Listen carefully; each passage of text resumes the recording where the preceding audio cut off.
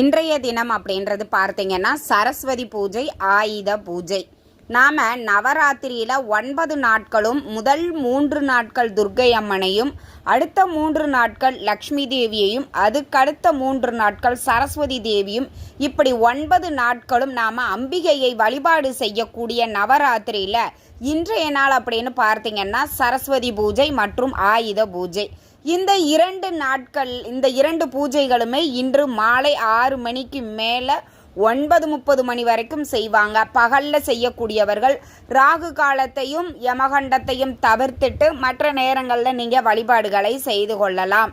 அப்படி நீங்கள் வழிபாடுகள் செய்யும் பொழுது இந்த முக்கியமான 3 பொருட்களை பூஜை அறையில் வாங்கி வைங்க. என்னது அப்படின்னு பார்த்தீங்கன்னா பச்சை பயிறு, வெந்தயம், கல்லுப்பு, மஞ்சள். இது 3 பொருட்களும் நீங்கள் கண்டிப்பாக உங்கள் பூஜை அறையில் வாங்கி வச்சு வழிபாடுகள் செய்யுங்கள்.